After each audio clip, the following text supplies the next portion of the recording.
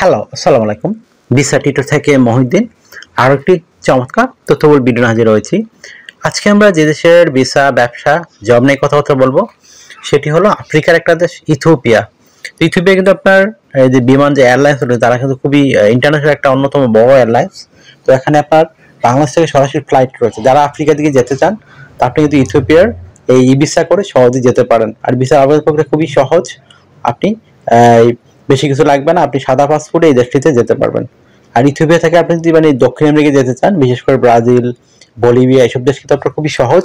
এখানে ফ্লাইট বিমান ভাড়া কম থাকে আর ওইখান থেকে নিয়মিত ফ্লাইট যায়। তো আপনি কিন্তু সুযোগটি নিতে পারেন। তো আপনি ইন্টারেস্ট হন যে আপনি ইথিওপিয়ার ই ভিসা করবেন এবং ব্রাজিলের দিকে মুভ করবেন, তাহলে আপনি এই ইথিওপিয়ার এই ভিসা করে যেতে পারবেন। তো আজকে ভিডিও আমি সেই বিষয়টা আলোচনা করব, আপনি কি কি ডকুমেন্ট থাকলে আপনি ই ভিসা করতে পারবেন। তো আর আপনি ব্রাজিলে কিভাবে যায় সরাসরি বিমান ফ্লাইট আমি দেখিয়ে দেব। আপনি সেটি ধারণা থাকলে, ইন্টারেস্ট হলে আপনি ভিডিওটি দেখতে পারেন, তাহলে নিজে নিজেই সব কাজ করতে পারবেন। তো আমি প্রথমে বলে নেই, আপনি যদি ইথিওপিয়া যেতে চান আপনাকে একটা প্রপার গাইডলাইন লাগবে, মানে ট্রাভেল প্ল্যান। ধরেন আপনি ওখানে 1 সপ্তাহ থাকবেন, 1 সপ্তাহ আপনি কি করবেন এগুলো টোটাল আপনার প্ল্যান রেডি করতে হবে। তো তারপর আপনার যে কাজটি করতে হবে আমি আগে সূচিপত্রগুলো বলে তারপর আলোচনা করব। আপনার hotel booking, flight booking, travel itinerary, তারপর আপনার cover letter, professional CV, bank statement, সাথে করে $1000 বা $2000।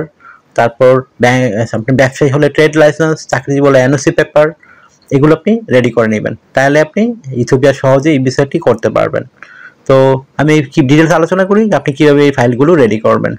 তো আপনি হোটেল বুকিং নর্মালি আপনার booking.com, agada.com এই ধরনের অনেক সাইট রয়েছে, এগুলোতে গিয়ে আপনার ভিসা কার্ড, মাস্টার কার্ড থাকলে আপনি সহজেই করতে পারবেন। তারপর আপনার একটা ফ্লাইট আইটিনারি রেডি করতে হবে, আপনি এজেন্সির মাধ্যমে করতে পারেন। মানে আপনি ধরেন 1 সপ্তাহ থাকবেন, যেদিন গেলেন পরে 1 সপ্তাহ পরে আসবেন, সেই বিমান ফ্লাইটগুলো আপনাকে টিকিট আপনাকে বুকিং করতে হবে। তো এটাকে বলে ফ্লাইট আইটিনারি। তারপর আপনাকে রেডি করতে হবে একটা কভার লেটার, এটা কিন্তু মোস্ট ইম্পর্টেন্ট বিষয়। এটা জবের কভার লেটার আর ভিজিটের কভার লেটার ডিফারেন্ট হয়। তো আপনি সেটা কিভাবে বানাবেন, তো আপনি এখানে লিখতে পারেন আপনি ইথিওপিয়া কেন যেতে চান, এই 7 দিন এখানে থাকবেন, সংক্ষিপ্তকে একটু বর্ণনা দিয়ে দিবেন আপনার মানে কি পারপোজ আপনি যেতে চান। তারপর আরেকটা বিষয় হলো আপনার যদি আমি একটু আগে সূচিপত্রগুলো বললাম আপনার কি কি সাথে ডকুমেন্ট রয়েছে, সেই ডকুমেন্ট টোটাল লিস্ট আপনি কভার লেটারে তুলে ধরবেন। তারপর আপনার ঠিকানা তুলে করে দিবেন। তারপর রেডি করতে হবে ট্রাভেল লেটারে, মোস্ট ইম্পর্টেন্ট বিষয়। ট্রাভেল লেটারে কি কি থাকে, ধরুন আপনি 1 সপ্তাহ থাকবেন ইথিওপিয়া, আপনি কি করবেন, সকাল, বিকাল, দুপুর, রাত, কোথায় ঘুরতে যাবেন, কোথায় খাবেন, এই টাইম টু টাইম এগুলো আপনাকে বর্ণনা করে লিখতে হবে। এটাকে বলে ট্রাভেল আইটিনারি। তো এটা রেডি করে নেবেন। তারপর আপনাকে একটা প্রফেশনাল সিভি রেডি করে সাথে রাখতে হবে, এটা তাহলে বোঝা যাবে আপনি কিন্তু প্রফেশনাল ট্রাভেলার।